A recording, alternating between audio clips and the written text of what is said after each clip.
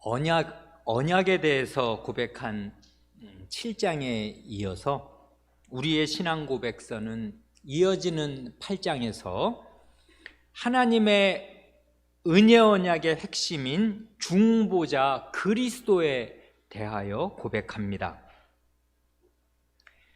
이 신앙 고백서 8장의 제목이 중보자 그리스도에 관하여인데요. 우리 가운데 있는 어린 사람들, 중보자라는 말이 무슨 뜻인지 아시겠습니까? 이게 어린 사람들에게는 특히 어려운 말이 될 것입니다.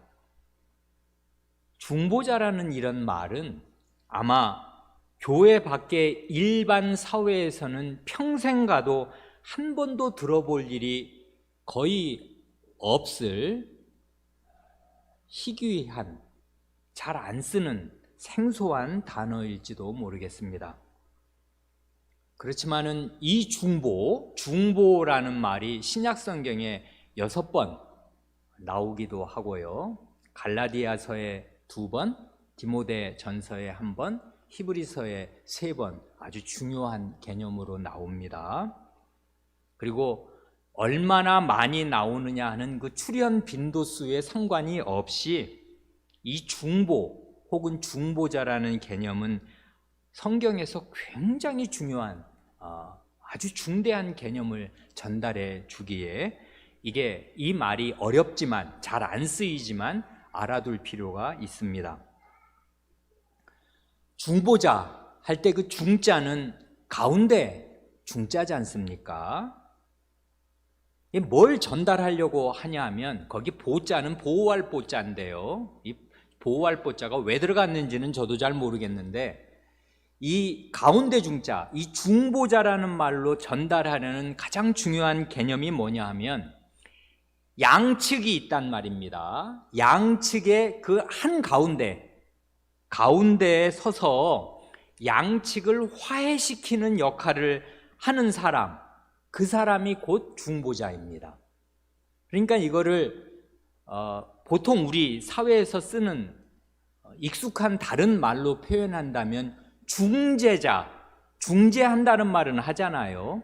이 갈등과 다툼이 있는 쌍방을 중재하는 거, 그런 사람을 중재자라고 하니까 중보자라는 말이 원래 1차적으로 뜻하는 것은 중재자입니다. 그러니까 지금 양편의 불화, 양편의 다툼, 그걸 지금 전제하고 하는 말입니다. 이 중보자라는 말은. 그래, 이 중보자라는 이 개념은 1차적으로 인간의 죄와 타락을 전제로 하는 개념입니다. 그러니까요, 여기 지극히 거룩하신 하나님, 곧 죄에 대하여 진노하시는 하나님이 계시고요, 또 그 하나님께 범죄한 인간이 있습니다. 이 양편이 있다고요. 그러니까 지극히 거룩하셔서 죄를 참아보지 못하시고 죄에 대해서 지극한 진노를 느끼시는 그 하나님이 계시고 그 하나님 앞에 범죄한 인간이 있단 말입니다. 중개자, 이 중보자는 그 사이, 하나님과 인간 그 사이에 있는 분입니다. 그런데 이 죄는요, 이게 단순한 과오나 실수가 아니고요, 왕명을 거역한 것이고 국법을 위반한 일입니다. 죄는 그 본질이 왕에 대한 반역이고 반란이어서 왕의 위엄을 현저하게 훼손하고 손상하는 중대한 일인 까닭에 죄인은 형벌을 받고 응징을 당하지 않을 수가 없습니다. 그 나라 안에서 사는 한 그래요. 그런데 하나님의 통치 권역을 벗어나는 그런 데는 우주에 없단 말입니다. 그래 이 범죄한 인간과 이 공의로운 왕 사이에 중보자가 필요하게 되는 것입니다. 중보자는 그러니까 왕이신 하나님과 대역 죄인들 사이에 계시는 분입니다. 이게 중보자라는 말의 1차적인 개념인데요. 그런데 우리의 고백서를 잘 보면 중보자라는 말을 그 원래의 1차적인 개념보다 훨씬 더 넓고 풍부하게 사용하고 있는 것을 이제 곧이어 알게 되시겠습니다. 결론부터 이제 어린 사람들은 오래 참기가 어려우니까요. 그냥 결론부터 미리 말씀드린다면 이 중보자라는 말의 개념하고 그리스도라는 말의 개념하고 거의 같습니다. 그 의미가 포함하는 그 너비가 거의 같아요. 그러니까 중보자, 그래서 이 제목이 이게 아주 의미심장한데요. 중보자 그리스도에 관하여잖아요. 중보자가 곧 그리스도고 그리스도가 곧 중보자예요, 사실은.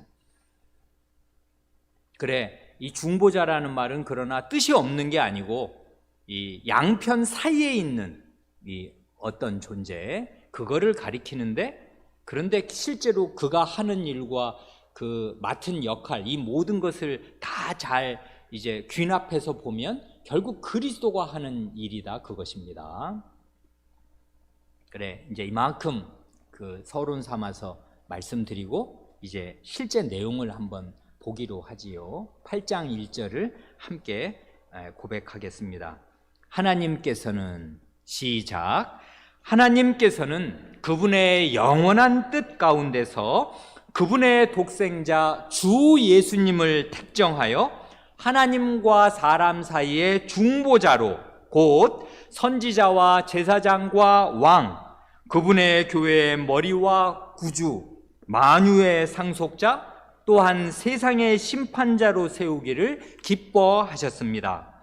그분에게 하나님께서는 영원전부터 한 백성을 주어서 그분의 씨가 되게 하시고, 때가 되면 그리스도로 말미암아 구속함과 부르심과 의롭다 하심과 거룩하게 하심과 영어롭게 하심을 얻게 하셨습니다.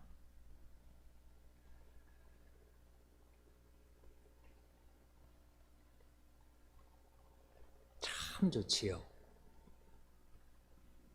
이 8장 1절은요, 이게 원문으로 보면 전체가 한 문장이고요, 우리말 번역으로는 이제 이해하기 쉽도록 두 문장으로 나누어 놓았는데요, 아주 놀라운 점이 많이 있습니다. 일단 이 고백하는 내용의 범위가 지극히 넓다는 것, 이 고백의 전포괄성, 광범위함, 이게 참 놀랍습니다. 흔히 하는 말로 스케일이 대단히 크다고요. 그래, 어떻게 이렇게 이 짧은 몇 마디 말로, 이게 한 문장인데 이 한 문장으로 그리스도에 관한, 그리스도 직분에 관한, 그리스도께서 하시는 일을 어떻게 이렇게 집약해 놓았나, 이게 누에고치처럼 이렇게 풀어내면 세상을 다 뒤덮을 만큼 굉장한 내용을 이게 전포괄적으로 고백하였습니다. 그래서 일단 이 고백의 이 내용을 생각하면 그 범위, 그 광범함, 이런 걸 생각하고 일단 놀라게 됩니다. 참 우리의 신앙의 선조들은 스케일이 크다, 그리고 하나님 말씀을 굉장히 풍부하고 포괄적으로 이해하고 있었구나, 그 좁다란 몇 가지를 알고 있는 것이 아니구나 하는 것을 일단 알게 됩니다. 또한 놀라운 것이 하나님께서 자신의 독생자를 하나님과 사람 사이에 중보자로 세우기를 기뻐하셨다, 이 사실이 또한 놀랍습니다. 이게 왜 놀라운가 하면요, 이거 어린 사람들이 이해할지 모르겠는데 어른들은 금세 아실 겁니다. 원래 변호사가 절실히 필요한 측이 가해자, 범죄자예요, 피해자예요. 이건 어른들이라면 모를 수가 없지요. 뭐 그냥 왜 오늘부턴가 어제부턴가 왜 시내 그 자동차 주행 속도가 상한선이 50km로 내려왔다는 거 그거 아십니까? 그래 이제부터 석 달의 계도 기간을 걸쳐서 7월서부터는 이제 시내에서 50km 이상 주행을 하면 이제 단속 대상이 된다는 거잖아요. 그런데 어떤 사람이 마음이 급하고 바빠서 이렇게 50km로 달려야 될 때를 뭐 70, 80km로 이렇게 달리다가 횡단보도 건너는 사람을 그래서는 안 되는데 꽝 부딪혀서 치였다고 해보세요. 이러면 이 사람 이제 그 사람 병원에 입원했고 말하자면 난리가 났습니다.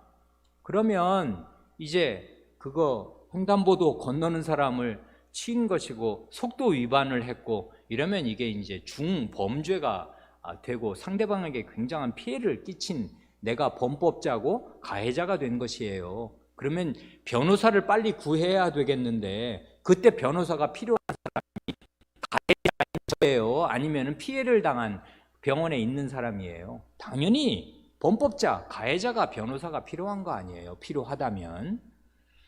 그런데요, 원래 변호사가 필요한 사람은 가해자인데 범법자인데 여기 보면 중보자가 절실하게 필요한 쪽이 원래 누구냐 하면 죄인인 사람이거든요. 그런데 사람 측에서 중보자를 구해서 세운 게 아니고요, 말하자면 피해 당사자이신 하나님 편에서 중보자를 세우기를 기뻐하셨다 하는 것이에요. 이게 놀랍지 않습니까?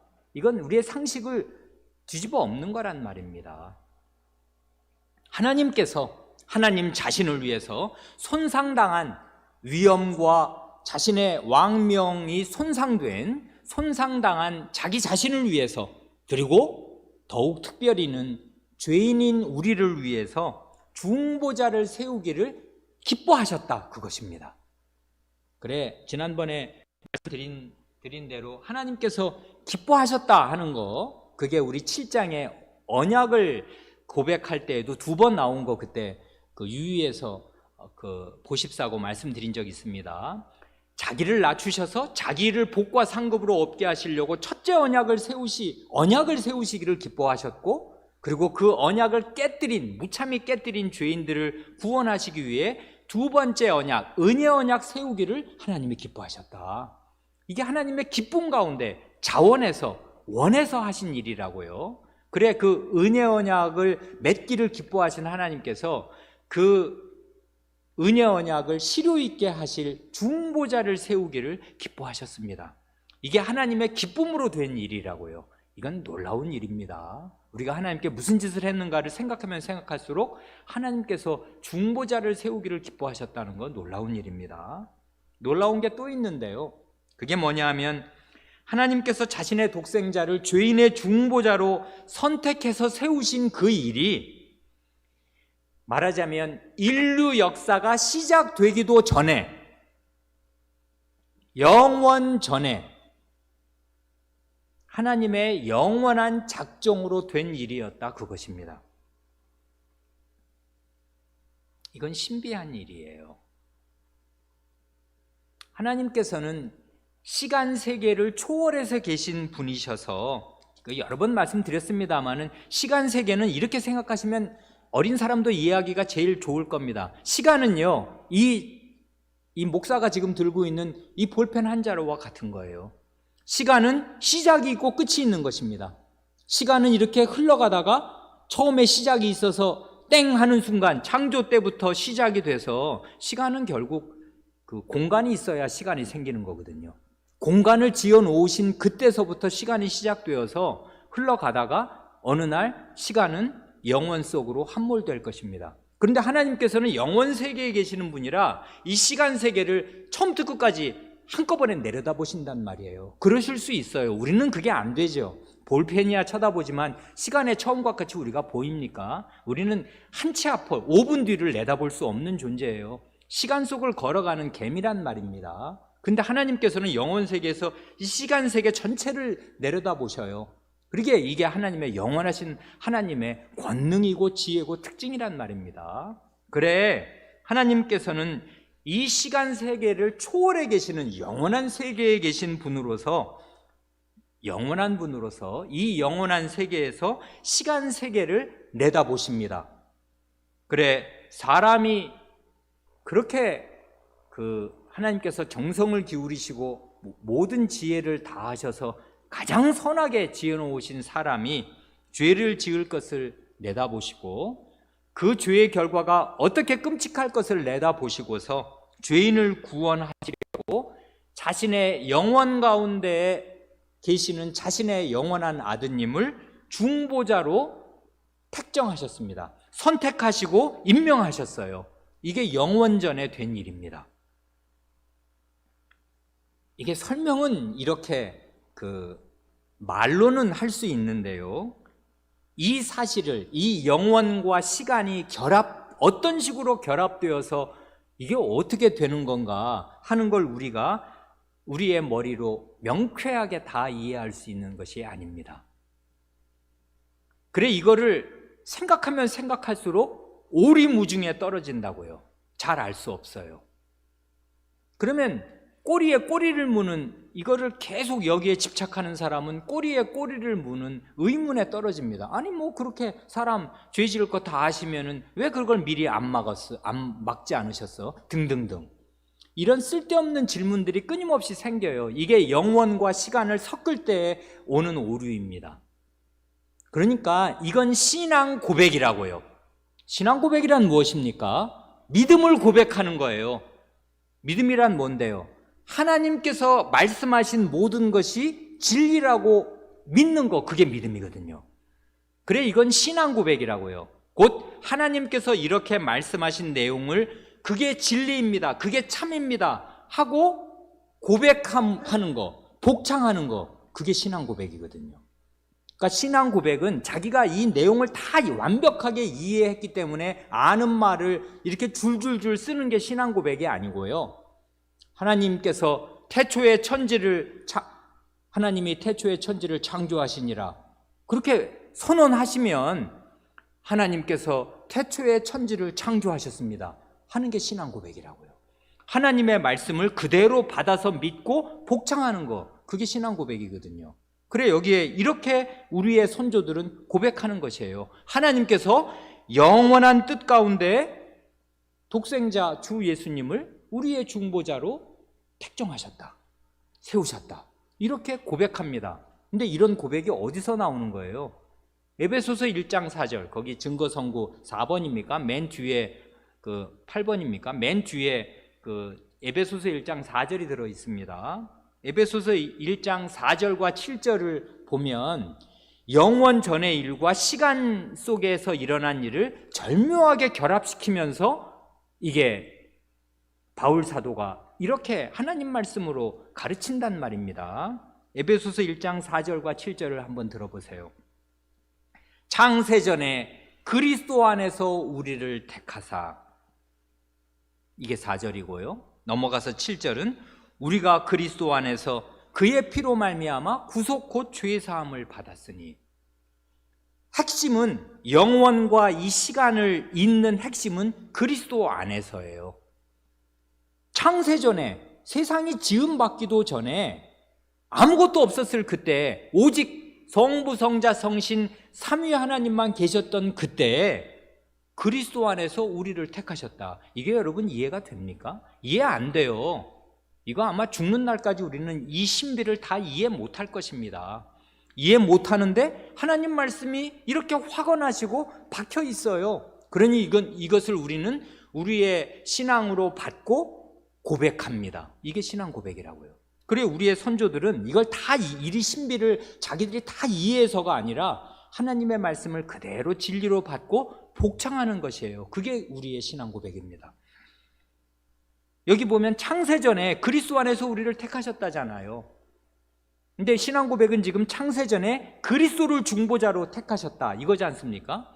우리가 창세전에 하나님께 택함 받은 것은 그리스도 안에서 택함 받은 것인데, 그것은 하나님께서 먼저 그리스도를, 자신의 아드님을 우리의 중보자로 택하셨기 때문에 그리스도의 택하심 안에서 우리가 택함을 받은 것이라고요. 그런데 그 그리스도의 그리스도 되심, 중보자 되심이 어떤 식으로 시간 속에서 나타나냐면 피를 흘리시거든요. 그리스도께서 피 흘리시는 거는 영원한 세계에서 피 흘리신 게 아니거든요. 시간 속으로, 이 역사 안으로 들어오셔서 2000년 전 그 어느 날 하루 피를 흘리셨단 말입니다. 그 피로 말미암아 우리가 구속 고초의 사함을 받았습니다. 그러니까 이건 시간 속에서 된 일이거든요. 이런 시간 속에서 된 일을 7절에서 고백하는데, 그러기 전에 먼저 4절에서 영원한 세계에서 된 일, 창세전에 된 일을 아울러 고백한단 말입니다. 그러니까 하나님 말씀은 이게 참 신비하지 않습니까? 이런 하나님의 말씀을 이제 우리는 그대로 받아서 복창합니다. 우리의 선조들처럼. 이게 우리한테 아주 힘을 주는데요. 어떤 면에서 힘을 주냐 하면, 참된 믿음이 있는 신자에게는 하나님의 영원한 작정, 하나님의 기쁘신 뜻이 아주 더없이 든든함을 줍니다. 왜 그러냐 하면, 내가 죄인임에 틀림이 없지만 내가 하나님의 자식으로 택정함을 받은 것이 영원 전에 된 일이에요. 내가 나기도 전에, 무슨 일을 잘하고 잘못하고 하기 전에 하나님께서 기쁘신 뜻 가운데 하나님 스스로 주권적으로 정하셨어요. 이건 우리가 예전에 하나님의 작정에 대해서 살펴볼 때 이미 그 명심한 내용이기도 합니다. 그 사실을 또 반복합니다. 우리의 중보자를 세우실 때에도 하나님께서 영원전에 우리를 구원하실 중보자를 세우시기를 기뻐하셨다.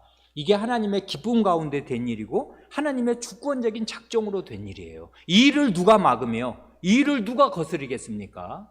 그러니 우리는 든든해요. 이 하나님의 영원한 작정을 묵상하면 묵상할수록 우리의 구원은 확실하여지고 든든합니다. 영원 세계에서 이미 결정이 났어요. 그래, 염려할 필요가 없습니다. 걱정할 필요가 없다고요. 하나님의 영원한 작정 가운데 그분의 기뻐하시는 뜻으로 우리의 중보자가 선정, 택정되었고 세워졌습니다. 그래, 이런 신앙 고백을 제대로 이해하고 신앙 고백을 하게 되면 신앙 고백이 곧 찬송이 된다고요. 이 하나님의 영원 전에 하신 일이 우리의 찬송을 유발합니다.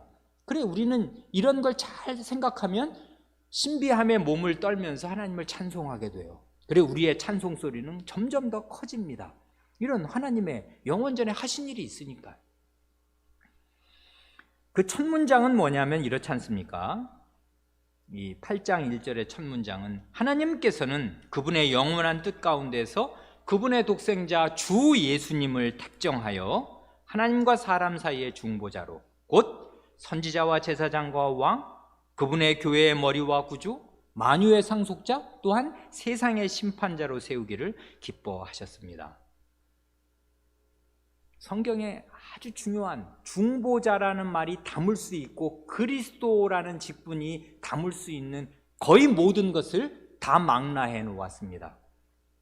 그래, 중보자라는 말이 포함할 수 있는 모든 것, 그리스도라는 직분이 가질 수 있는 모든 것이 여기 다 담겨 있는데, 그게 뭐냐 하면 선지자와 제사장과 왕, 그 삼중직이고요, 동시에 교회의 머리와 구주이고요, 그와 동시에 만유의 상속자요 세상의 심판자, 이것입니다.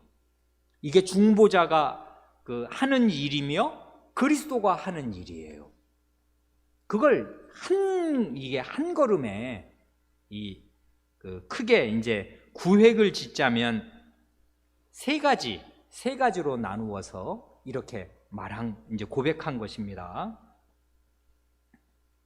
요거 간단하게 살펴보기 전에 중보자의 아주 중요한 특징이 뭐냐면요, 아까 맨 서두에 서론 삼아서 말씀드린 게 양편 사이에 있는 가운데 중자, 가운데 있는 분이지 않습니까? 근데 그 위치상 가운데 있는 것만이 중요한 게 아니라요, 중보자의 아주 중요한 특징이 뭐냐면 양편 사이에 있는 분임에 틀림이 없는데 하나님과 죄인 사이에 있지 않습니까? 그런데 특이한 게 뭐냐 하면 하나님과 사람 사이에 서 있으면서 사람을 향할 때는 하나님을 대표하고요, 하나님을 향할 때는 사람을 대표하는 것입니다. 이게 중보자의 아주 큰 특징이에요.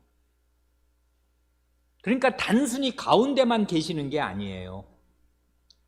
양편을 다 상대하는데 하나님을 상대할 때는 사람 전체를 자기 안에 품고서 사람의 대표자로 하나님을 상대하십니다. 그리고 사람을 상대하실 때는 하나님 전체를 대표하면서 사람을 상대한다고요. 이게 중보자가 가지는 굉장히 그 특징적인 면입니다. 그래, 가운데 계신 분입니다. 선지자와 제사장과 왕이 바로 그런 사람들이었어요, 구약시대에. 그래, 이 선지자와 제사장과 왕이 구약시대의 중보자고, 말하자면 구약시대의 작은 그리스도입니다. 그리스도란 기름 부음 받은 자라는 뜻이니까요. 메시아흐, 기름 부음 받은 자. 기름 부음은 이 삼중직, 이 세 직분에게 기름을 부어 세우지 않습니까? 예언자, 제사장, 왕. 그래, 이 사람들이 중보자요, 구약의 작은 그리스도들인데, 이 사람들이 하나님을 대표하고 사람을 대표한다, 그 말입니다. 그건 다 이해하시겠습니다. 왜 그러냐면 선지자, 예언자란 어떤 사람인가요? 앞에 올 때는 하나님을 대표해서 하나님 말씀을 전하러 오거든요. 그의 말이 곧 하나님의 말입니다. 말씀입니다. 그렇지 않습니까? 그래, 모세가 이제 그 선지자의 그 대표격 아니에요. 정말 모세를 통해서 하나님의 그 장엄하고 위험 있는 말씀을 주셨지 않습니까? 열 마디 말씀은 하나님이 직접 하셨지만 그 뒤에 있는 모든 율법의 그 조문들은 모세를 통해서 주신 것 우리가 다 압니다. 그런 의미에서 모세는 하나님의 선지자고 하나님을 대표해서 하나님의 말씀을 전한 사람인데요, 선지자는 또 선지자가 하나님께 나아갈 때는 어떻게 하냐 하면 백성을 대표해서 기도합니다. 그런 거 우리 다 압니다. 그래, 모세도 백성을 대표해서 중보기도를 드린 적이 몇 번이며, 그래서 정말 멸망당할 백성을 살려내지 않습니까? 그리고 실제 이제 선지자 학교를 세우면서 선지자의 실제적인 효시라고 할 만한 분이 사무엘인데, 사무엘이 나중에 그렇게 얘기하잖아요. 내가 너희를 위하여 기도 쉬는 죄를 범치 않겠다. 자기는 그러니까 백성을 위해서 기도를 쉬는 것을 죄로 알았습니다. 내가 그런 죄를 짓지 않으련다. 그러니까 끊임없이 백성을 위해서 기도할 것을 맹세한 셈인데요, 예언자는 그런 사람입니다. 백성에게 올 때는 하나님의 말씀을 들고 와서 하나님의 말을 전하고, 이제 백성을 대표해서 하나님께 갈 때는 백성 전체를 위해서 기도한단 말입니다. 제사장은 너무나 분명하잖아요. 백성을 대신해서, 백성을 대표해서 제사를 드려요. 그리고 그 제물을 들고서 그 지성소로 나아가잖아요. 그래, 제사를 드릴 때 그는 백성을 대표하는 사람인데요, 그래서 그 제물을 들고 하나님께 나아가지 않습니까? 이 죄를 용서해야 달라고. 그런데 제사를 다 드리고 나면 이제는 하나님을 대표해서 백성에게로 나옵니다. 그래서 그 강복 선언을 한다고요. 그 민수기 6장 맨 마지막 부분에 나오는 게 그거잖아요. 제사장에게 주신 이게 권한이기도 하고 특권이기도 한데, 그건 제사장을 위해서 주신 것이 아니라 백성을 위해서, 너 아론과 너희 자식들 대제사장은 이렇게 백성에게 복을 선언하여라. 여호와의 이름을 3번 부르면서 여호와께서 너에게 복을 주시고 너를 지키시기를 원하며, 여호와께서는 그 얼굴을 내게로 향하여 드사 은혜 베푸시기를 원하고 그 얼굴을 내게로 향하여 드셔서 평강 주시기를 원한다. 그래, 여호와의 복과 보호, 여호와의 은혜와 평강을 이렇게 선언하도록 제사를 드리면, 그래서 나중에 보면 그래서 여호와의 이름을 안고 집으로 돌아가도록 성전에서 그렇게 그 아론 제사장에게 말씀하셨단 말입니다. 왕은 어떻습니까? 왕은 그야말로 하나님의 왕권을 대표하는 사람으로서 백성을 공의로 율법대로 다스리고, 또 다윗 왕이 종종 그러하였듯이 그 백성을 위해서 기도한단 말입니다. 백성을 솔로몬도 성전을 다 지어놓고 나서 백성을 대표해서 하나님께 성전 봉헌 기도를 드리잖아요. 그러니까 여기 구약시대에 이 삼중직을 행하는 사람들을 보면 이 사람들이 중보자인데, 그러니까 이런 구약의 오랜 전통과 베레벨 왕들, 여러 선지자들, 여러 제사장들이 없으면 갑자기 어느 날 구약시대 첫 순간에 그리스도를 보내주시면 예수 그리스도를 알게 뭐예요? 사람이 모른단 말입니다. 이해를 못해요. 그러니 중보자 그리스도를 잘 이해할 수 있도록 구약시대 적어도 모세 이래 1500년의 실물 교육을 거치셨습니다. 그래 제사장, 선지자, 왕을 두셔서 그리스도의 중보자의 이모저모를 몸으로 겪도록 그렇게 하셨습니다.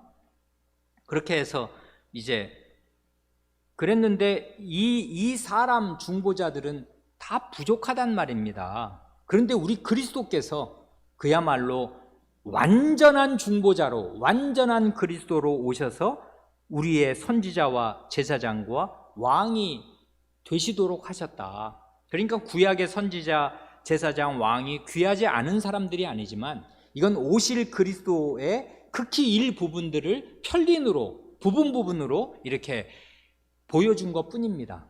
그런데 그 그리스도께서 그런 사람들의 말하자면 예시를 종합하시면서 이제 본체를 딱 드러내셨습니다. 그래 그리스도께서 선지자 직분 행하신 거 히브리서 1장 1절 2절에서 아주 아름다운 말로 고백하는데요. 옛적에 선지자들로 여러 부분과 여러 모양으로 우리 조상들에게 말씀하신 하나님이 이 모든 날 마지막에 아들로 우리에게 말씀하셨으니 하시지 않습니까? 옛적 구약시대 내내 선지자들을 쓰셔서 여러 부분과 여러 모양으로 우리 아버지들에게 말씀하신 하나님께서 이 모든 날 역사의 마지막에는 이제 모든 예시는 끝났거든요. 그 모든 부분적인 공부는 충분히 거칠 만큼 1500년을 거쳤으니 이제는 실물을 보여주겠노라 해서 이 모든 날 마지막에는 아들로 우리에게 말씀하셨습니다. 그래 아들로 말씀하신 것은 과연 권위가 있었습니다.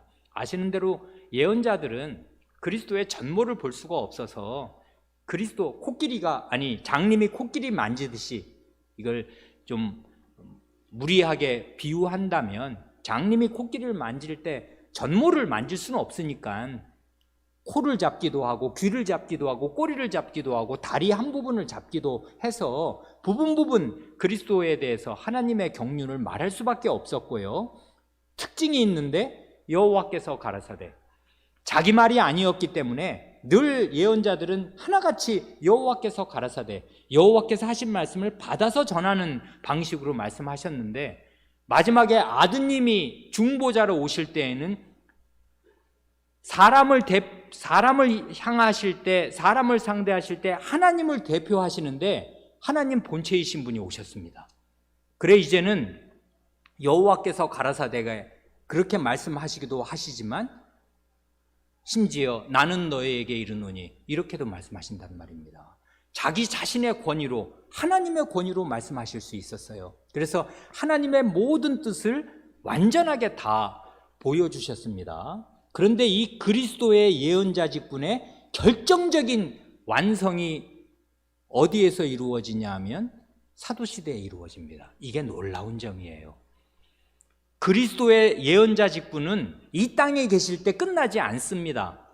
이 땅에 계실 때는 주로 대속의 일을 마치는 데 집중하신 관계로 그 일을 마치시고 하늘에 오르셔서 사도들에게 자신의 뜻을 알려주시는 것, 그래서 신약 성경이 완성되는 것, 그것으로 그리스도의 예언자 직분이 말하자면 완성된단 말입니다. 그러니까 그리스도께서 하늘과 땅의 모든 권세를 가지신 그 높아지신 직분으로 사람 사도를 쓰셔서 신약 성경을 완성하신 것, 이것이 그리스도의 예언자 직분의 정점이었습니다. 그래 신약 성경이 그래서 구약 성경 전체를 받고 완성하는 계시의 완성이 되었어요. 그러니까 사도들은 놀라운 사람들입니다.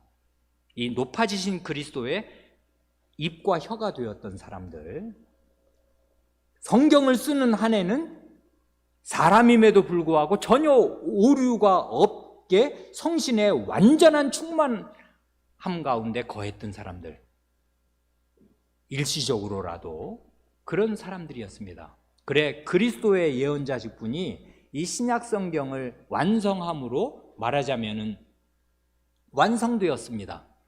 그래 신약 성경은 그리스도의 예언자 직분의 완성입니다.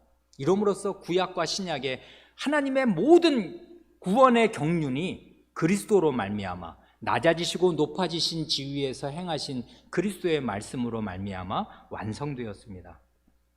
제사장 직분은 이건 정말 현저하지 않습니까? 그리스도께서는 제사장도 되시고 제물도 되시고 성전 자체도 되셔서 구약시대 때는 짐승이 이렇게 제물로 늘 드려졌지만 짐승과 비할 수 없는 사람 자신의 몸, 그것도 하나님의 아드님이 흠없는 자신의 몸을 제물로 드리셨습니다.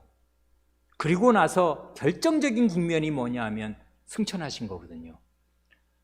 승천하신 게 제사장 직분의 완성인데 왜 완성이냐 하면 하늘의 지성소에 들어가신 것입니다. 어떤 대제사장도 그렇게 할 수 없었거든요. 아시는 대로 이 땅에 있는 대제사장은 1년에 한 번 대속죄일에 지성소에 잠깐 들어가는 게 그게 처음이고 끝이었거든요. 그런데 그 하늘에 그건 모형이었지 않습니까? 원형은 하늘에 있었단 말입니다. 하나님의 보좌에 그리스도께서 자신의 피를 가지시고 대제사장으로서 하늘의 지성소에 딱 들어가셨어요. 그걸 히브리서에서 보여준단 말입니다. 그러니 대속죄일에 이루어진 그 레위기를 잘 읽고 그 다음에 히브리서를 읽고서 그리스도의 승천을 생각하면 그리스도의 승천은 곧 대제사장직의 완성입니다. 그래 그리스도께서 자신이 이 땅에서 드리신 단 한 번의 영원한 제물, 자기의 피, 그걸 들고서 하늘 보좌, 하늘의 지성소에 들어가셔서 그 피의 효력을 계속 발휘하고 계신단 말입니다. 이게 그리스도의 승천의 의미입니다. 대제사장으로서 하신 일의 의미. 그리고 그 하나님 보좌 우편에서 그건 결국 하나님과 공유하는 보좌입니다. 하나님의 보좌요, 어린 양의 보좌이거든요. 그래 하나님의 보좌에서 자신이 이루신 희생을 바탕으로 자기가 구원하는 백성의 그 연약함을 불쌍히 여기시면서 계속 기도하신다고요. 날마다 밤낮으로 영원히. 그래 영원한 대제사장으로 거기에 계시기에 그리고 그 피가 영원히 효력을 발휘하기에 우리의 구원은 완전히 안전합니다. 그리스도께서 우리를 위해서 영원히 기도하시고 그리스도의 피가 매일 뚝뚝 떨어지는 것과 똑같아요. 그 영원한 세계로 그 피를 가지고 올라가셨으니 말입니다. 그래 그리스도의 영원한 대제사장 직분, 그의 영원한 제사의 효과, 그리고 영원한 기도, 이 덕분에 우리는 영원히 구원을 안전히 받겠습니다. 왕직은 어떤 것입니까? 왕은 원수들, 적들로부터 자기 백성을 보호하고 공의롭게 나라를 통치하는 것인데요. 그런데 구약시대 모든 왕들 가운데 죄와 죽음으로부터 자기 백성을 보호한 왕은 거의 없습니다. 일시적인 죽음, 적군이 막 쳐들어왔을 때 백성의 생명과 재산을 보호한 일이야 당연히 있습니다마는 궁극적인 죽음에서부터 멸망에서부터 자기 백성을 보호할 수도 없었고 자기 목숨 하나 보호할 수가 없었습니다. 죄와 사탄과 죽음의 세력에서 자기 백성을 지켜낼 수가 없었어요. 왜냐하면 자기도 죄인이었습니다. 그래 사실은 왕 때문에 백성이 죽어나갔어요. 거꾸로 이스라엘 백성 전체의 역사는 그것입니다. 다윗 왕과 솔로몬 왕의 죄 때문에 얼마나 많은 백성이 죽었으며 나라가 두 조각이 났으며 두 조각이 난 나라가 왕들의 죄로 말미암아 북이스라엘은 다 멸망하고 남유다도 사실은 마찬가지였단 말입니다. 왕이 문제였습니다. 그런데 우리의 영원한 왕은 결코 그런 일이 없습니다. 자신의 백성을 죄와 사탄과 죽음으로부터 영원히 건져내신단 말입니다. 이런 것을 구약의 그 장구한 그 이스라엘 열왕의 역사를 살깊게 읽지 않고서 갑자기 그리스도에게로 가서 그리스도의 왕권의 그 위대함을 알 수가 있겠나요? 없어요. 그래, 구약의 역사를 잘 이해하면 이해할수록 역으로 빛나는 그리스도의 왕권의 온전하심, 완벽하심, 충만하심, 이런 것이 우리 마음에 사무칩니다. 그리스도는 정말 우리의 영원한 왕이십니다. 여기 보면 그래 이제 그리스도께서 거기 선지자와 제사장과 왕, 그리스도, 이게 바로 정말 그리스도잖아요. 기름 부음 받은 분으로서 영원한 선지자, 영원한 제사장, 영원한 왕이 되셔서 우리를 하나님 앞으로 인도하십니다. 그 그리스도를 가리켜 교회의 머리와 구주라 하십니다. 이건 대단히 영광스러운 일이지 않습니까?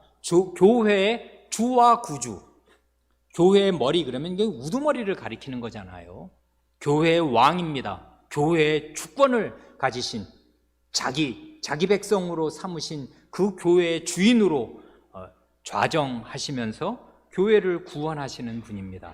앞에서 한 말을 이런 방식으로 신약의 언어로 요약하는 것이에요. 앞에서는 선지자, 제사장, 왕은 구약시대 백성들을 이제 하는 주로 그런 언어였다면, 신약시대로 넘어오면 교회의 주와 구주란 말입니다. 그리스도께서 교회의 주와 구주로서 교회를 구원하시겠습니다. 그런데 그 뒤에 덧붙이는 말이 대단히 매력 있지 않습니까? 만유의 상속자요 세상의 심판자. 이건 뭘 말하는 것입니까? 그리스도께서 교회의 머리이시고 교회의 주이시고 교회의 구원자이신데, 이게 종교적인 범위로 한정되는 게 아니라고요. 이게 현대 기독교의 그 맹점인데요.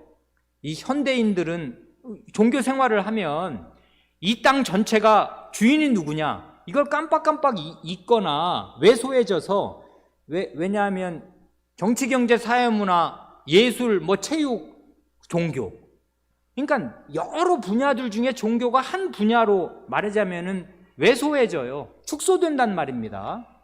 그래서 이 세상에 이게 안 믿는 사람 세상이 되다 보니까 이 근대 이래로 하나님 안 믿는 세상이 됐단 말입니다. 하나님도 없고 주인도 없다, 이렇게 됐습니다. 그래, 정말 이 세상에서 대통령 된다고 하는 사람이 나는 하나님의 영광을 위해서 대통령 된다, 그러면 그 사람 대통령 못 되지 않습니까? 적어도 대한민국에서는 안 된단 말입니다. 왜 그러냐면 특정 종교를 위에서 무슨 대통령 노릇하려고 그러니 그런 사람 우리가 어떻게 뽑냐, 이렇게 될 거란 말입니다. 그래, 종교라는 게 주일로 그냥 개개인이 아무 종교나 종교의 자유가 선택할 수 있고, 종교인 사람들은 자기들이 모여서 꽁생꽁생 자기들끼리 뭘 하는 것으로 냅둬, 자유야, 종교의 자유. 그러나 이 세상은 세상의 원리가 따로 있어서 그 원리대로 다스려지는 것처럼, 그렇게 해야 되는 것처럼, 문화는 문화, 체육은 체육, 정치는 정치, 경제는 경제, 따로 돌아가는 메커니즘과 원리가 따로 있는 것처럼 이렇게 생각하는데 천만의 말씀이라고요. 왜 그러냐면 하나님께서 예수 그리스도 자신의 아드님을 만유의 상속자로 세우시고 세상의 심판자로 세우신 것입니다. 온 세상 예수님의 것입니다. 그런데 아주 놀라운 것이 있는데요, 아까 그리스도 중보자는 하나님께 나아갈 때는 백성 전체를 대표하고 백성 전체를 자기 안에 품고 나아가지 않습니까? 그리스도는 백성 전체의 대표자란 말입니다. 백성의 머리, 교회의 머리란 말이에요. 그래, 그리스도께서 만유의 상속자가 되시고 세상의 심판자가 되시면 어떻게 되는 것입니까? 그리스도의 몸인 교회가 만유의 상속자가 되고 세상의 심판자가 되는 것이에요. 이게 성도의 영광이고 교회의 영광입니다. 하나님 백성의 영광이에요. 어디 그래요? 이게 정말 사실입니까? 사실입니다. 로마서 8장 17절 말씀을 들으십시오. 자녀이면 또한 후사, 상속자, 곧 하나님의 상속자요 그리스도와 함께한 상속자니 우리가 그와 함께 영광을 받기 위하여 고난도 함께 받아야 될 것이니라 하지 않습니까? 우리는 하나님의 자녀인데 자녀이면 당연히 상속자입니다. 하나님의 상속을 받을 것인데 그리스도와 공동 상속자입니다. 근데 그리스도의 지분이 뭐예요? 만유의 상속자거든요. 그리스도가 만물을 가지실 것입니다. 그래? 그리스도가 가지신 만물에 똑같은 지분으로 우리 교인들이, 성도들이 참여할 것입니다. 그래서 그리스도와 함께한 상속자, 이 말을 바울사도가 신조어를 만들어냈습니다. 이 말 여기서 한 번만 쓰인다. 그리스도와의 공동 상속자. 그리스도와 지분이 같은 공동 상속자입니다. 그래, 이건 구약시대부터 성도들이 이런 분명한 말로, 예수 그리스도가 오시기 전에는 그리스도를 희미하게 바라보니까 이렇게까지 바울사도처럼 명징하게 말할 수는 없었습니다마는 구약시대 때 이미 시편에서 온유한 자는 복이 있나니 땅을 저희가 기업으로 얻을 것이며, 온유한 자가 땅을 차지한다. 온유한 자란 누구입니까? 하나님을 마음에 품어서 죄로 말미암아 마음이 사나워지지 않고 부드러워진 자, 복수심을 품지 않고 하나님을 신뢰하는 마음으로 마음이 부드러워진 그 사람이 결국은 이 세상을 다 차지한다. 아니, 그렇게 구약시대 때 고백하였는데 그 고백을 그대로 그리스도께서 이어받으셔서 하나님 백성의 심상을 말씀하시는 마태복음 5장의 8복에서 온유한 자는 복이 있나니 저희가 땅을 기업으로 받을 것이며 말씀하셨단 말입니다. 그러니 요즘같이 부동산이 폭등해서 집 없는 사람이 훨씬 더 서러워진 때에 이 말씀으로 여러분의 마음을 다잡으시기 바랍니다. 땅을 누가 차지하는 것입니까? 집이 우리나라에 제일 많은 사람이 100 몇십 채 가진 사람도 있다는 보도를 들었습니다. 부러우십니까? 재물을, 여러분이 집이 있든 없든 집이 있고 재산이 있고 간신히 사둔 아파트가 값이 2배, 3배, 10배로 폭등을 해서 기분이 좋으십니까? 거기에 마음을 두고 사는 우상숭배자로 살면 갈 곳은 하나인데 무저갱입니다. 무저갱이란 무엇입니까? 바닥이 없는 갱도라고요. 그게 지옥을 표현하는 거 아니에요. 우상숭배자는 땅 한 평도 얻지 못할 것입니다. 끝이 없는, 그러니까 한없이 떨어지는데 끝이 없어요. 그가 밟을 땅은 단 한 평도, 발바닥만큼의 땅도 없을 것입니다. 죄인은 한없이 떨어지고 영원히 떨어질 것입니다. 죄인에게는 땅 한 평이 없을 것입니다마는 하나님을 경외하는 온유한 사람들은 땅을 기업으로, 유산으로 얻겠습니다. 새하늘과 새 땅 다 그리스도인의 것입니다. 이게 하나님께서 우리에게 주신 복이라고요. 이 말씀을 믿으십시오. 온유한 자가 복이 있나니 저희가 땅을 기업으로 받을 것이며, 깨끗해진 땅, 하나님의 은혜로 새로워진 새하늘과 새 땅이 여러분의 것입니다. 믿음이 있는 한 우상숭배자로 살지 않고 이 땅에 정함이 없는 재물에 소망을 두고 돈이 있다고 기뻐하고 돈이 없다고 슬퍼하고 좌절하는, 그렇게 돈으로 마음이 왔다 갔다 하는 우상숭배자로 살지 않고 하나님께 소망을 두고 그리스도의 상속지분에 소망을 두고 사는 성도 여러분의 것입니다. 이 온 세상은. 그리고 이 타락한 세상이 아니라 하나님의 의로 새로워질 새하늘과 새 땅이 여러분의 것입니다. 뿐만 아니라 세상의 심판자라지 않습니까? 고린도전서에 이런 놀라운 말씀이 있습니다. 고린도전서 6장 2절 3절은 이렇습니다. 성도가 세상을 판단할 것을 너희가 알지 못하느냐? 세상도 너희에게 판단을 받겠거든 지극히 작은 일 판단하기를 감당치 못하겠느냐?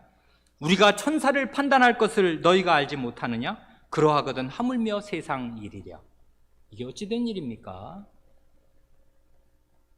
고린도 교인에게 사도가 그 문제 많던 교인에게 이렇게 말한다고요. 이게 성도의 영광입니다.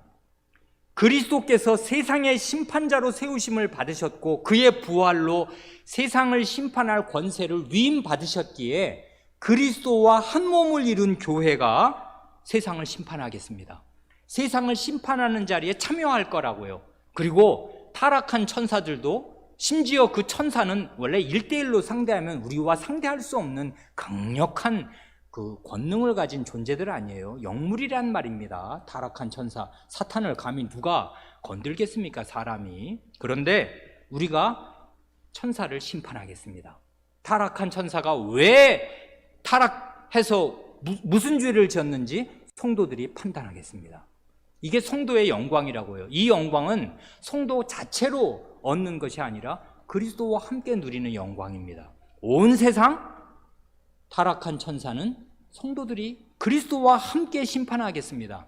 그러니 그리스도께서 세상의 심판자로 임하실 때 성도가 그 영광에 참여한다고요. 결국 성도가 얻을 것은 그리스도와 하나님의 보좌입니다. 그래, 이걸 아타나시우스 같은 그 교부가 하나님께서 인간을 하나님으로 만드시려고 하나님께서 인간이 되셨다, 이런 놀라운 말로, 겁나는 말로 표시한 것입니다. 그러니까요, 이 성도의 영광은 놀라운 것이에요. 그리스도의 영광이 곧 성도 여러분의 영광입니다. 이런 데 소망을 두고 사십시오. 그러면 마음이 넓어질 것이고, 마음이 부드러워질 것이고, 마음이 온유하여질 것이고, 이 세상 재물에 휘둘리지 않게 되실 겁니다. 두 번째 문장을 간단하게 말씀드리고 말씀을 마칩니다. 두 번째 문장은 이렇지 않습니까? 그분에게 하나님께서는 영원전부터 한 백성을 주어서 그분의 씨가 되게 하시고 때가 되면 그리스도로 말미암아 구속함과 부르심과 의롭다 하심과 거룩하게 하심과 영어롭게 하심을 얻게 하셨습니다. 여기 보면 영원과 시간이 아름답게 만나지 않습니까? 우리의 고백서는 아름답다고요. 아까 에베소서 1장 4절과 7절이 어떻게 만나는가, 창세전과 이 역사 안에서 그리스도의 피 뿌리심이 어떻게 만나는가, 여기 보면 하나님께서, 그러니까 지금 영원전을 지금 두 번 고백하는 거지요. 우리말 번역으로는 첫 문장에도 영원전이 있었고 두 번째 문장에도 영원전이 있는데, 영원전에 그리스도를 중보자로 세우신 것도 사실인데 또 하나 아주 놀라운 사실이 있는데, 그건 뭐냐면 영원전부터 한 백성을, 택하신 백성을 그리스도의 씨로 주셨어요. 이게 하나님의 작정입니다. 이게 우리의 구원이라고요. 성도 여러분의 이름 석자를 박아서 너는 그리스도의 백성이야, 원래 내 백성인데, 내 자식인데 내가 그리스도에게 준다 하고 그리스도의 씨가 되게 하셨어요. 이건 그리스도의 자식이 되게 하셨다는 말과 같습니다. 그래서 그리스도는 둘째 사람이고 마지막 아담입니다. 인류의 조상이라고요. 새 인류의 조상. 이게 영원전에 일어났어요. 하나님께서 구원하실 백성 전체를 특정하셔서 그리스도에게 주셨습니다. 이게 여러분 구약시대부터 이걸 고백하거든요. 이사야 53장은 여러분 잘 아시는 이사야 예언자가 그리스도의 고난을, 여호와의 종의 고난, 대속의 고난, 대신 죽을 거, 그거를 고백한 장인데요. 죽고 나면 어떻게 되나, 이렇게 될 것입니다. 이사야 53장 10절 말씀은 이렇습니다. 여호와께서 여호와의 종으로 상함을 받게 하시기를 원하사 질고를 당케 하셨은즉, 이건 예수 그리스도의 고난을 지금 말하는 거지요. 그 영혼을 속건제물로 드리기에 이르면 그가 자기 영혼을 제물로 바쳐서 죽을 것입니다. 그 다음 말이 중요한데, 그가 그 씨를 보게 되며 그 날은 길 것이요, 이것입니다. 그리스도께서 중보자로서 자기의 몸과 영혼을 하나님 앞에 제물로 바치게 되면 그의 씨를 보겠습니다. 그의 자녀들을 보게 될 거라고요. 그리스도께 이게 한없는 기쁨이 되었다고요. 그래서 그가 저와 그 앞에 있는 즐거움을 위하여 십자가를 참으사 부끄러움을 개의치 아니하시더니, 그리스도께서 여러 성도 여러분, 자기가 자기 피로 구원하실 백성을 하나님께로부터 얻게 되신다는 거, 내게 사랑하는 사람들이 온다, 내가 구원할 내 백성이 내게 주어진다, 나는 그들의 왕이고 그들을 영원히 다스리고 영원히 함께할 내 백성이 내게 온다, 자기 씨를 바라보셨습니다. 여러분, 이게 잘 실감이 안 나시면 갓난아기 안고 있는 어머니 그 아이를 볼 때 마음이 어때요? 이 세상이 부럽습니까? 아이 한번 낳아보세요. 그 아이 젖먹이 젖물리고 있어 보세요. 세상이 부러운가? 세상 부러운 거 없습니다. 세상 다 준다고 그래도 이 아이 없어지면은 세상 다 주는 거 아무 소용도 없을 것입니다. 부모의 자식 사랑이 그런 거지 않습니까? 그런데 그리스도께서 이 씨를 보기를 원하셨습니다. 이 씨는 하나가 아니라 자기 백성 전체예요. 이걸 그리스도께서 보기를 원하셨고 하나님께서 주셨습니다. 오늘 우리는 요한복음 17장을 읽었는데요. 그리스도께서 죽기 전에, 이건 죽는 당일에 이제 드리신 대제사장의 기도지 않습니까? 여기 보시면 하나님께 백성을 받는다는 말이 몇 번이나 나오는가 한번 보세요. 계속 그 이야기를 하고 있어요. 17장 2절부터 아버지께서 아들에게 주신 모든 자에게 영생을 주게 하시려고 만민을 다스리는 권세를 아들에게 주셨음이니이다. 아드님이 만민을 다스리는 권세, 만민을 심판하고 다스리는 권세를 받으셨는데 왜 받으셨습니까? 아버지께서 아들에게 주신 모든 자에게 영원한 생명을 주게 하시려고 만민을 다스리는 권세를 받으셨다. 그것입니다. 그리스도께서 하늘과 땅의 모든 권세 왜 받으신 것입니까? 여러분에게 영생을 주시려고. 근데 여러분은 누구이냐면 아버지께서 예수님에게 주신 사람들입니다. 6절에 보면 또 그러지 않습니까? 세상 중에서 내게 주신 사람들에게 내가 아버지의 이름을 나타내었나이다. 이 세상 죄인들 가운데 하나님께서 택하셔서 이건 내 아들에게 줄 사람들이야 하고 세상에서 예수님께 주신 사람들이 있습니다. 9절에 보면 또 그 얘기를 하지 않습니까? 내가 저희를 위하여 비옵나니 내가 비옵는 것은 세상을 위함이 아니요 내게 주신 자들을 위함이니이다. 저희는 아버지의 것이로소이다. 원래 아버지의 것이었습니다. 아버지의 재산입니다. 성경은 그래서 하나님의 백성을 하나님의 기업이라고 표시하지 않습니까? 하나님의 재산이에요. 하나님의 재산은 하나님의 백성입니다. 하나님의 애지중지하는 백성을 자기 아드님에게 주셨는데 아드님이 목숨을 걸고 그 백성들의 죄를 씻어냈거든요. 그래서 이제는 내 백성인데 너에게 준다, 아들 너에게 준다 해서 아드님에게 주셨단 말입니다. 그래, 이 아드님과 아버지 사이에 백성을 주고받는 일이 있었어요. 그래, 아드님께서 자신의 목숨을 값으로 치르시고서 아버님으로부터 한 백성을 받으십니다. 이 얘기를 지금 17장은 계속하고 있단 말입니다. 그래, 맨 마지막 이 말씀을 읽고 마칩니다. 요한복음 10장 28절로 30절 말씀인데요. 이건 예수님이 자기를 양을 위해서 목숨을 던지는 선한 목자로 계시하시면서 맨 마지막에 이런 아름다운 말씀을 하십니다. 내가 저희에게 영생을 주노니 영원히 멸망치 아니할 터이요 또 저희를 내 손에서 빼앗을 자가 없느니라. 저희를 주신 내 아버지는 만유보다 크심에 아버지의 손에서 아무도 아버지의 손에서 빼앗을 수 없느니라. 나와 아버지는 하나이니라. 이거 그저껜가 공적 신앙고백 공부를 인도할 때 우리 함께 공부하는 사람들과 이 주요하게 생각한 구절이어서 성도 여러분께도 말씀드립니다. 그리스도께서 자기 양들에게 영생을 주기 때문에 아무도 그리스도의 손에서 이 양을 빼앗지 못할 것인데 저희를 주신 내 아버지, 계속 지금 이 소유권의 양도를 말씀하시잖아요. 하나님 아버지께서 그 백성을, 내 양들을 나에게 주셨습니다.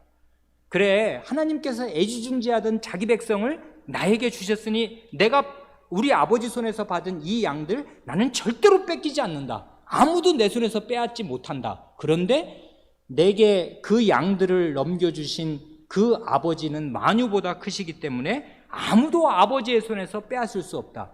두 손이 여러분을 지킵니다. 누구의 손과 누구의 손이요? 아버지의 손과 아들의 손입니다. 그러니 우리의 구원은 완전히 안전하다고요.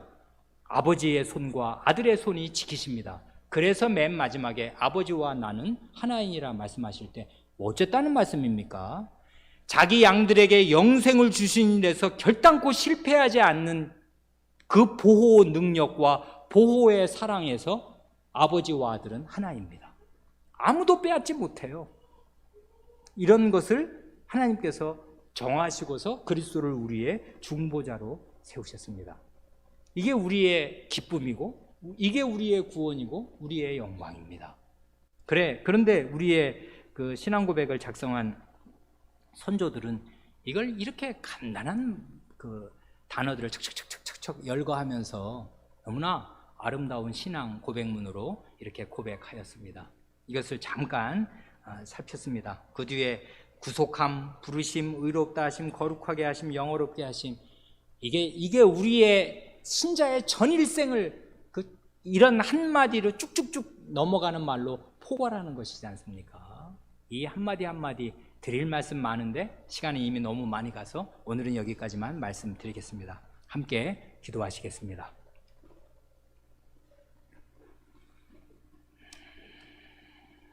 하나님 아버지, 저희에게 중보자를 세우기를 기뻐하신 사실이 저희 눈에 기이하오며 이것이 저희의 영원한 찬송을 일으키옵니다.